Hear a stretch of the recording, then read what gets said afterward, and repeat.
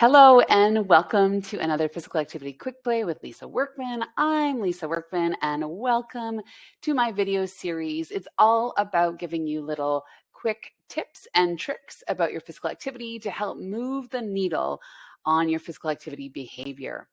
And our lesson for today is about flexibility. Flexibility is the ability of our joint to move in a certain range of motion. So remember, a joint is two bones coming together. They form a joint. So that could be the knee joint, the shoulder joint, the elbow joint.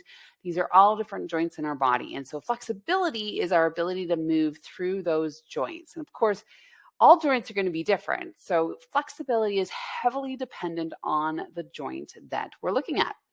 It is very important for joint health, our flexibility, as well as all the demands that we require of our body every day. And the great news is that flexibility can be improved by doing specific stretching exercises.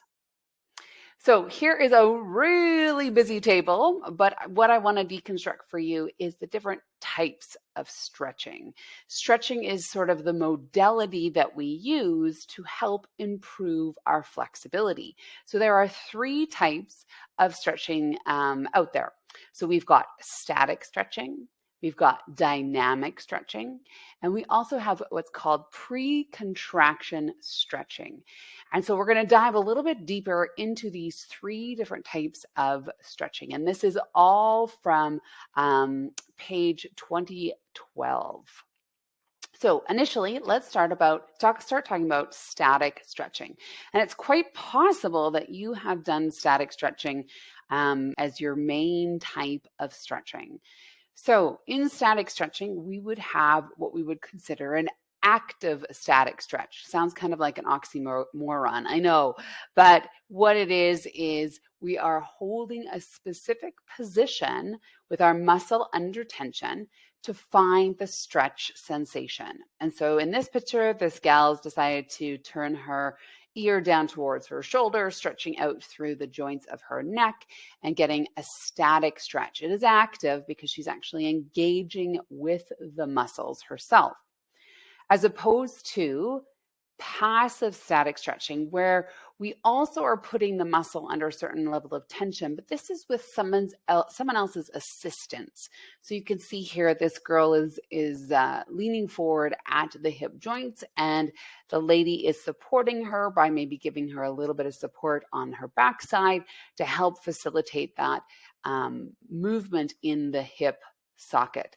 So it is definitely a passive version of stretching because we are getting someone else's assistance in helping us do this static stretch. And again, static stretching is probably the most common stretching that you've done. It's quite likely you do active static stretching on a regular basis, maybe not as often as passive. However, both are definitely the most common type of stretching out there. Now we move into the second type of stretching, and this is dynamic stretching. So as you can imagine, dynamic might be a little bit more active than the passive and active static stretching. So dynamic stretching can also be broken down into two further groupings.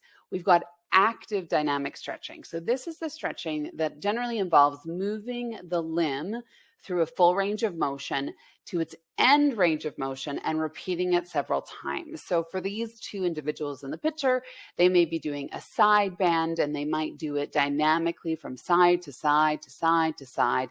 And that would be considered a dynamic active stretch. We also have ballistic stretching that falls under dynamic stretching.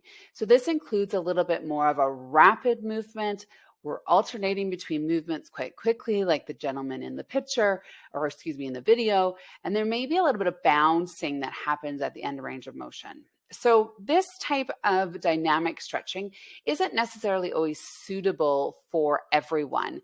We might want to consider this for more of an athletic population, just because it takes a bit more control in your body to do this sort of dynamic and ballistic movement.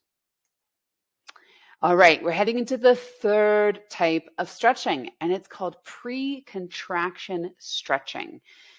So you might be like, really? What's this all about? So pre-contraction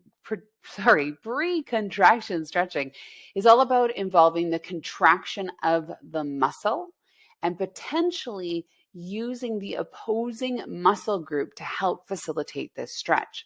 So the most common type of pre-contraction stretching is called proprioceptive neuromuscular facilitation, or you may hear PNF stretching as an example. And there's many different ways to do PNF stretching, which is way above and beyond this physical activity quick play today.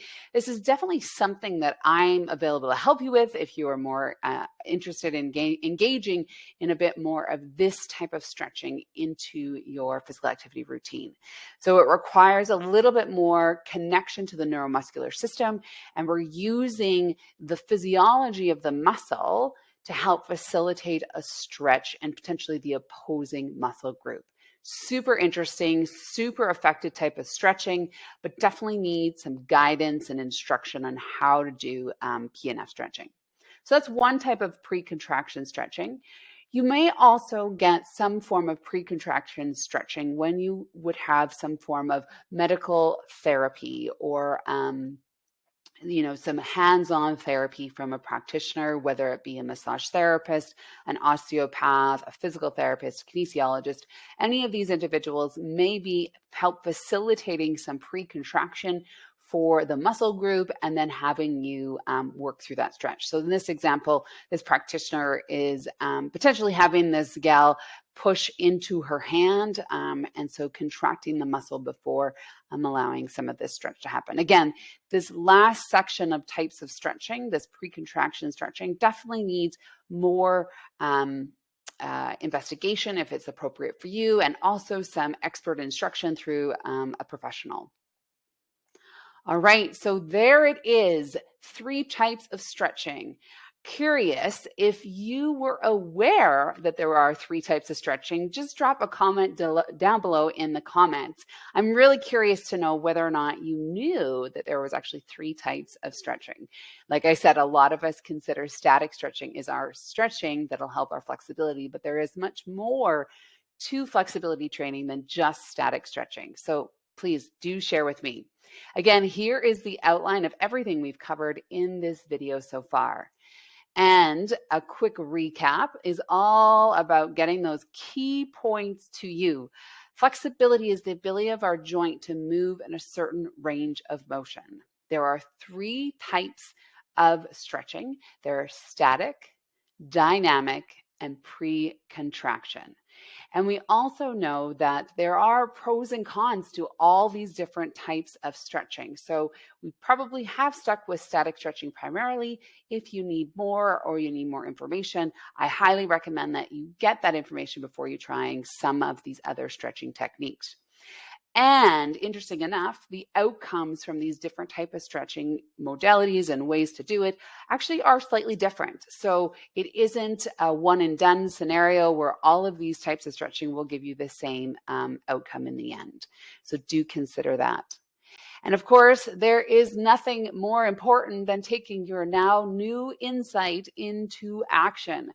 And so what I have shared here for you today is a 30-minute yoga practice that I have recorded. So you could go ahead and use that link on the deck here, the slide deck, to take you to a video of me taking you through some instruction. And you might notice now that I not only teach one type of stretching, I teach multiple types of stretching in the video, from static to dynamic to pre-contraction. So just watch out for that in that video. That is there for you, just a 30-minute yoga practice. Yoga is one type of modality that we can explore our flexibility.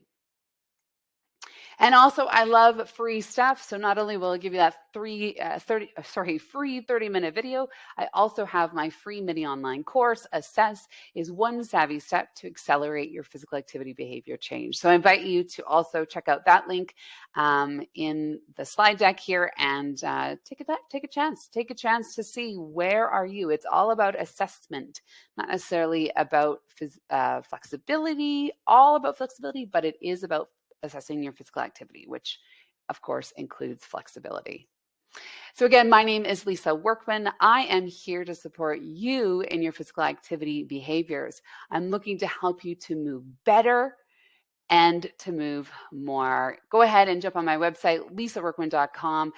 Connect with me if there's anything more that I can help you with. I'm here to support you.